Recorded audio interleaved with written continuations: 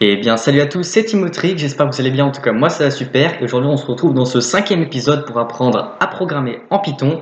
Aujourd'hui, cet épisode va être consacré sur les fonctions, c'est parti.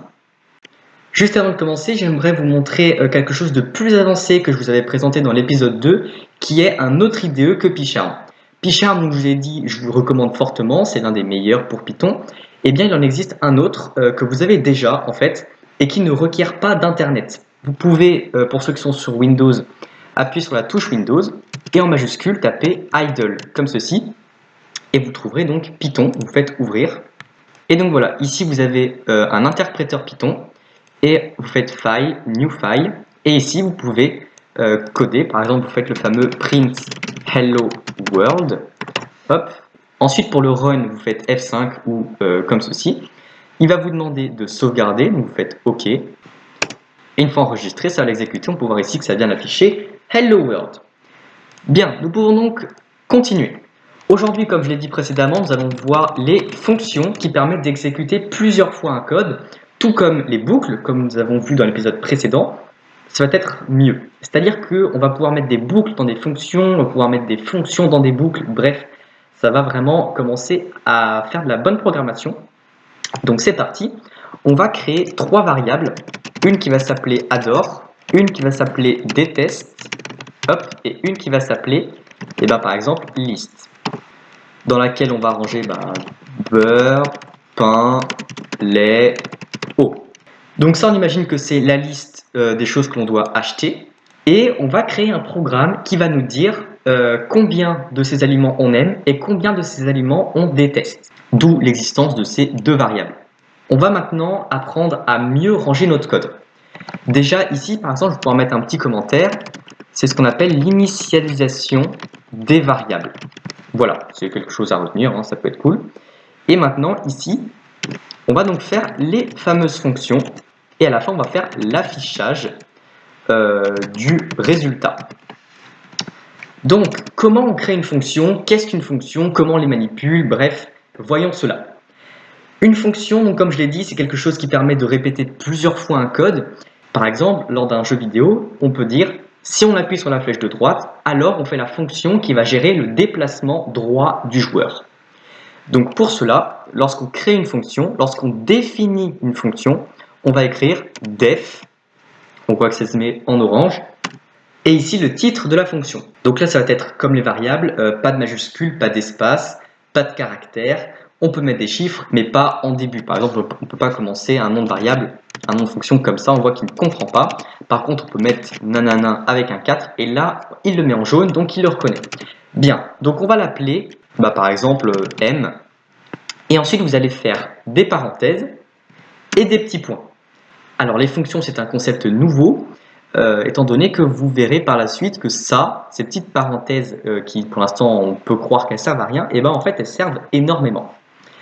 Bien, donc comme un bloc if ou else ou elif, bref, on met des petits points à la fin, et donc tout ce qui va être indenté sera dans la fonction. Donc ici, lorsqu'on va rentrer dans la fonction m, ça veut dire qu'on aime tout simplement l'article. Donc si on aime l'article, on va mettre print tu aimes, et on va faire un adore plus égal 1. Mais on voit qu'il ne reconnaît pas la variable adore alors qu'on l'a initialisée plus haut. Pourquoi? Eh bien parce que vous verrez qu'en Python, il va falloir en fait globaliser nos variables, c'est-à-dire que Python va reconnaître cette variable lorsqu'on va être dans le code courant. Autrement dit, là, si je mets adore plus égal 1, il va complètement comprendre ce que je veux dire. Sauf que dans une fonction, nous ne sommes plus dans le code courant, c'est-à-dire que là, on est comme si on était autre part, dans un autre endroit. Et donc, il faut dire qu'on veut se servir de la variable adore qui est dans le code qui se retrouve ici.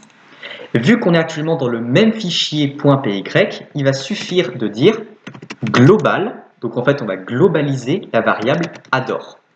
Et là, en fait, on va récupérer, vous voyez, ça met un petit rectangle un peu rose, la variable adore ici, est globalisée ici, donc dans la fonction m, on va la reprendre, et ici, du coup, on peut lui ajouter 1.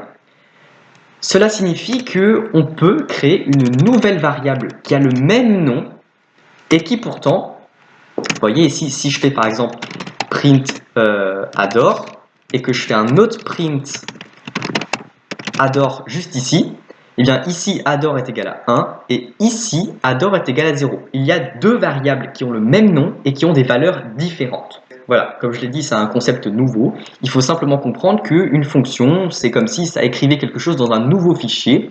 Et du coup, on peut créer des nouvelles variables, peu importe si elles ont le même nom ou non, etc. Et si on veut les récupérer, eh ben on fait donc un global et le nom donc de la variable.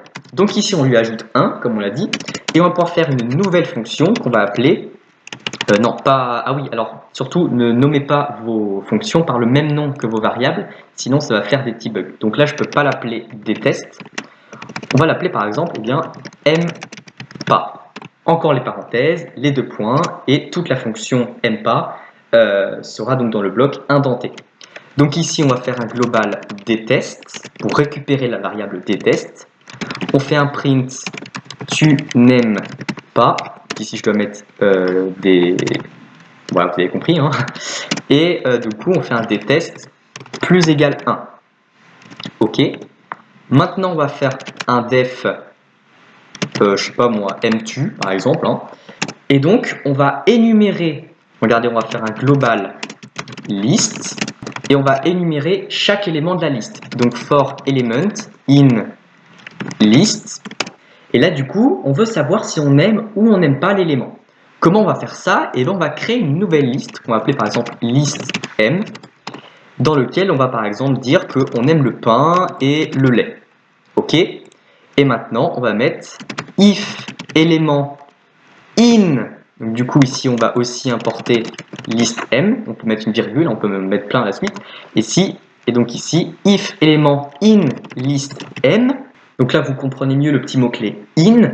Ça veut dire qu'en fait, for, c'est vraiment la déclaration de la boucle for in. Et in, qui signifie en français dans, et ben voilà, ça veut dire qu'on va prendre dedans. Et donc ici, si l'élément est dans la liste M, ça veut dire donc qu'on aime l'élément. Et donc, on va pouvoir faire un M. OK. On peut mettre un else. On fait mpas. Et c'est tout. Voilà, on a créé trois fonctions très simples.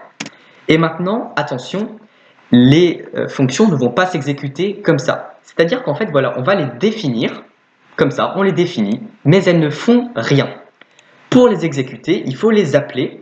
Comme ici, je les ai appelées, j'ai mis des parenthèses vides. Pourquoi? Parce qu'on dit qu'on leur donne une instance. C'est-à-dire que ici, je dis la fonction M, tu vas me l'instancier, autrement dit, tu vas me l'exécuter. Ce n'est pas à ça que servent ces petites parenthèses, mais un peu quand même. Bien, ça on y reviendra plus tard. En tout cas, les parenthèses qui se trouvent ici, c'est pour lui dire vraiment tu exécutes la fonction M. J'en profite d'ailleurs pour vous dire qu'il n'y a pas besoin de les globaliser. Elles sont reconnues, elles sont dans le fichier, voilà, les fonctions, elles sont pas besoin de les globaliser. Bien. Donc ici, on va du coup faire la fonction mtu, et on va donc l'instancier. On voit ici que PyCharm le propose, mais avec les parenthèses, donc je double-clique, et voilà. Bien, donc je récapitule. On peut définir une fonction à l'aide du mot-clé def. On met des parenthèses, deux petits points. Tout ce qui sera dans la fonction s'indente. Si on a besoin d'une variable qui est hors de la fonction, on la globalise. Et puis, pour exécuter donc une fonction, on met son nom ainsi que des parenthèses pour lui donner une instance. Bien. Et donc ici, on va faire un print.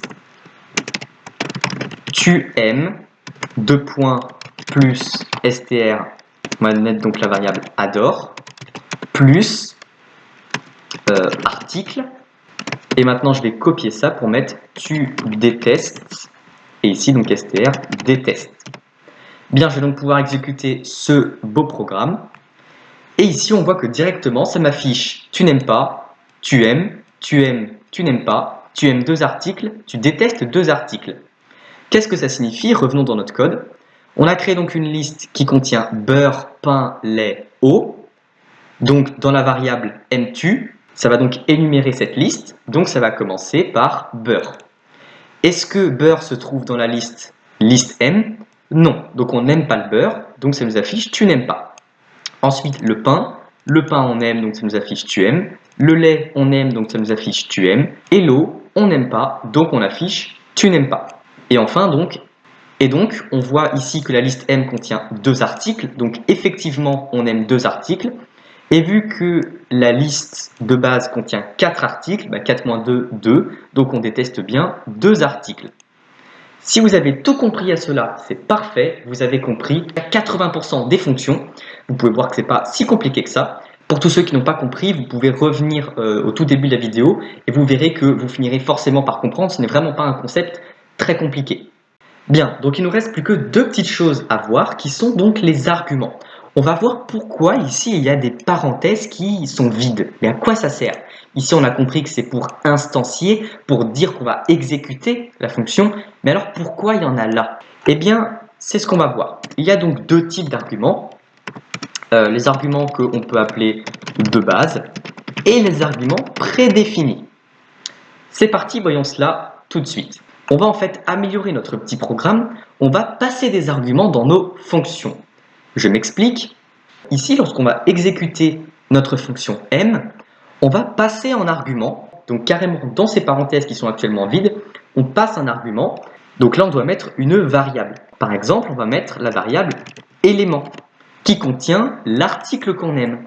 Attention ici, il va falloir donc dire qu'on veut un argument. On peut le renommer, par exemple, article. C'est pas obligé d'être le même nom. Je vais vous expliquer ça un peu plus en détail juste après. Et ici, on peut mettre print tu aimes, str, article. Tac. Et on peut faire de même avec aime pas. On va mettre article, print tu n'aimes pas, plus str, article. Et du coup, ici, on va passer en argument élément. On va exécuter le programme et je vous explique ça ensuite. Voilà, tu n'aimes pas beurre, tu aimes pain, tu aimes lait, tu n'aimes pas eau, tu aimes 2 articles, tu détestes 2 articles. Parfait. Donc, lorsque l'on va donc donner le nom de la fonction, si on met des parenthèses après, ça veut dire qu'on veut l'exécuter. Et dans ces parenthèses, on peut donc, comme je l'ai dit, passer des arguments qui peuvent donc être des variables, mais aussi des strings, des floats ou des integers. Ici, je passe donc une variable qui est la variable élément. Cette variable élément, c'est donc l'article que j'aime. Et ici, lorsqu'on va appeler la fonction, dans les parenthèses, on a dit on veut un argument qu'on appellera article. Et donc, lorsque l'on va appeler la fonction, on est obligé de mettre un argument. Actuellement, si je ne le mets pas, on voit que Pichard me met un petit rectangle orange. Il y a une erreur. Il faut absolument mettre un argument parce que sinon, regardez, on fait global adore, print tu aimes et article, il ne le reconnaît pas vu qu'on n'a pas dit quel était l'article. Ici, il faut absolument dire, hop, on met ça. Voilà. Et donc, comme je l'ai dit, on n'est pas obligé de mettre le même nom. Voilà. Ici, c'est comme si on crée une nouvelle variable et donc la valeur, on la donne au moment où on appelle la fonction. Bien, je pense que vous avez compris, on passe en argument, on récupère la variable et on peut en faire ce qu'on veut. Mais du coup, on peut la récupérer. Pourquoi on pourrait s'en servir pour rien en faire? Voilà pourquoi il existe le fameux return qui va donc retourner quelque chose. Ici, on peut par exemple retourner la variable article. Alors ça va plus servir pour faire des calculs. Par exemple, on peut définir une fonction def multiplied by 2 qui va donc avoir par exemple ici chiffre. Et alors ici, regardez, on va dire que chiffre est égal à chiffre fois 2 et on va retourner return chiffre. Et dans ce cas-là, on peut faire, regardez, un str qui va être multiplied by 2. Carrément, on va afficher une fonction. On met en argument ici, on a besoin d'un chiffre, ça va être 2, plus, on commence un texte, est le double de 2. Je m'explique. Quand on return quelque chose, ça veut dire qu'en fait, la fonction, ça donne un résultat. On peut récupérer. On peut très bien dire que nombre est égal à multiplied by 2, 2. Voilà, on peut très clairement dire ça, il n'y a aucune erreur. Donc ici, je l'affiche directement, j'affiche le double de 2, et ensuite j'affiche donc un autre texte, est le double de 2. Alors ici, j'ai juste oublié de fermer une deuxième parenthèse, pour ça que ça m'affichait une erreur. Oui, en fait, je l'avais mise là. Bref, voilà. Donc ça, c'était pour les returns. Voilà, donc ça, c'était quelque chose d'autre par rapport aux arguments. Mais c'était pour voilà, vous dire que les arguments, eh ben, on peut les return, tout comme on peut très bien return adore. Hein. On peut même créer une nouvelle variable qui s'appelle, je sais pas, qui est égale à 2, et on peut la return. Et bien sûr, comme le global, on peut aussi en return plusieurs, comme vous pouvez le voir. Et dans ce cas-là, ça return en fait un tuple qui contient les différentes valeurs. On peut aussi, par exemple, mettre if je sais pas est égal à 2, return true. Et sachez que lorsqu'on return, là, ça fait comme un break en fait, ça va casser la fonction, ça s'en va directement. Du coup, ici, je peux directement mettre un return false, parce que si ça fait return true, ça s'arrête. Et donc, ça ne va pas exécuter ceci. Ici, en fait, c'est exactement comme si j'avais mis un else. Sauf qu'en Python, il n'y a pas besoin de le mettre puisque ça le fait directement. Bien, si vous trouvez sur ça que je vais trop vite, ne vous inquiétez pas, il y aura des exercices. Et vraiment, si vous ne comprenez pas, vous pouvez toujours me poser des questions en commentaire, j'y répondrai. On passe donc aux arguments prédéfinis. Alors là, c'est vraiment un tout petit concept par rapport aux arguments. C'est simplement qu'on peut donner une valeur par défaut d'un article. Par exemple, le pain. Imaginons que vous vous souvenez, ah oui, c'est vrai, j'ai mis dans ma liste le pain et j'aime ça. Et bien donc vous pouvez mettre une valeur par défaut. Et dans ce cas-là, vous n'êtes pas obligé de mettre un argument. Parce qu'il y en a un par défaut. Et si vous en mettez un, et ben s'il est déjà égal à pain, ça ne changera rien. Par contre, s'il est égal à autre chose que le pain, et ben il ne sera pas égal à pain, il sera égal par exemple à lait. Parfait. Donc on a tout vu, vous avez vu, voilà, je pense que c'est vraiment un concept qui est tout nouveau, mais assez simple quand même. Simplement, voilà, on peut revenir en haut du code, effectuer quelque chose, etc., etc. Et bien sûr, on peut mettre tout ce qu'on veut hein, dans une fonction. Donc on va passer aux exercices, c'est parti. Vous allez créer en fait votre premier jeu qui s'appelle le jeu du plus ou moins. Alors pour tous ceux qui ne le connaissent pas, on va choisir un nombre aléatoire entre 1 et 100 que vous ne connaissez pas et le but bien sûr c'est de le deviner. Donc on va vous demander un nombre, vous mettez par exemple 50 et on va vous dire à chaque fois si le nombre à trouver est plus grand ou plus petit. Donc par exemple si le chiffre c'est 74, on va vous dire non, le chiffre est plus grand. Donc vous testez, je sais pas, 90, on vous dit non, c'est plus petit. Et lorsque vous allez trouver le nombre en question, on va vous dire bravo, le nombre mystère était nanana, vous avez trouvé en nanana essai. Il y a donc un seul problème à cela, c'est que vous ne savez pas comment on mettait de l'aléatoire. Donc je l'ai expliqué juste ici, tout en haut de votre code. Donc là je vais enlever ça.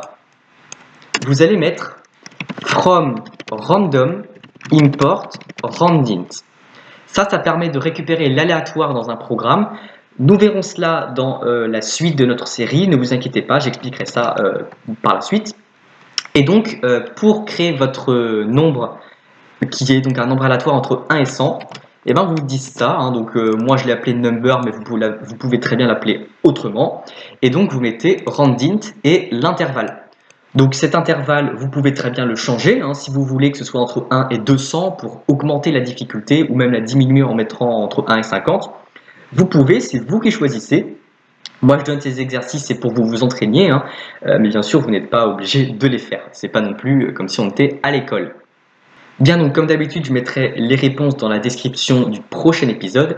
Et sur ce, ciao à tous!